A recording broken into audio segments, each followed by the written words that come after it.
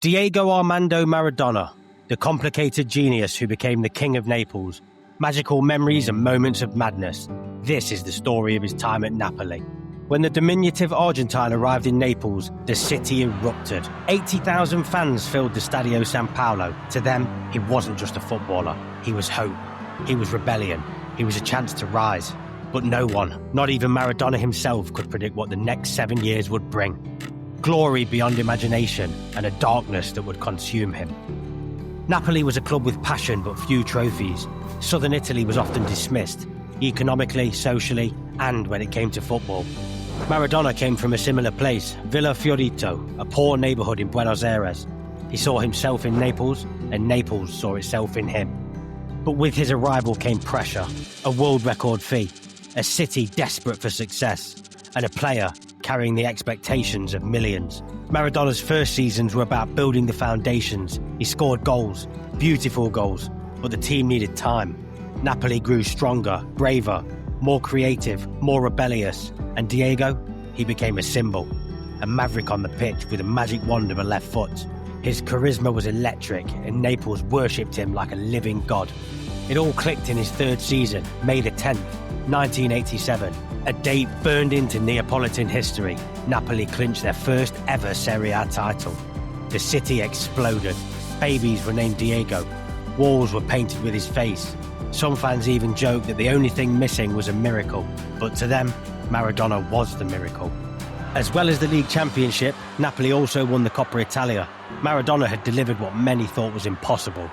The club failed to win a trophy the following season despite Maradona's individual brilliance. He was the league's top scorer as Napoli finished second, just 3 points behind AC Milan. But the club became a force in Europe. The 1988-89 UEFA Cup displayed Diego at his most complete, the leader, the creator, and the heartbeat of the team. They beat clubs richer and more powerful, Juventus, Bayern Munich and Stuttgart in the final.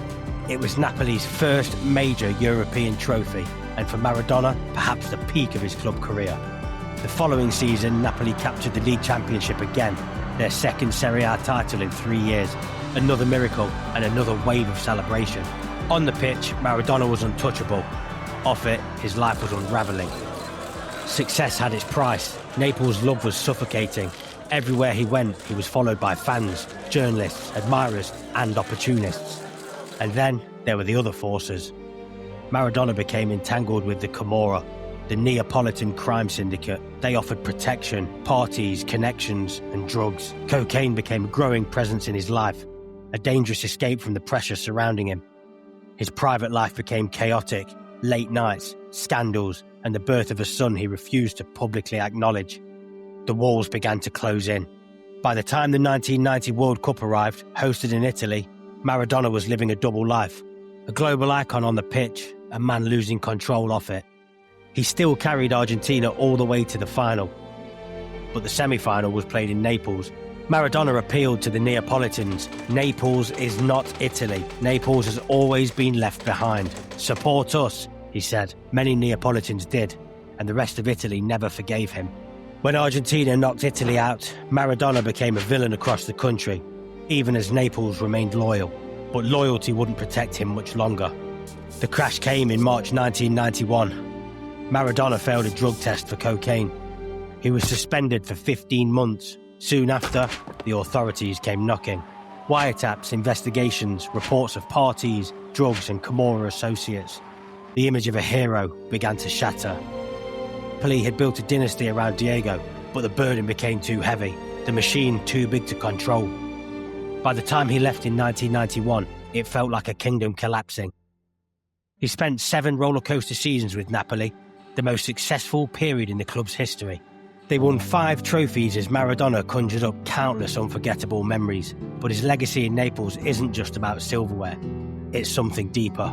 He brought pride to a city often overlooked. He gave a face to people who felt invisible. And to football, he gave artistry that bordered on the divine.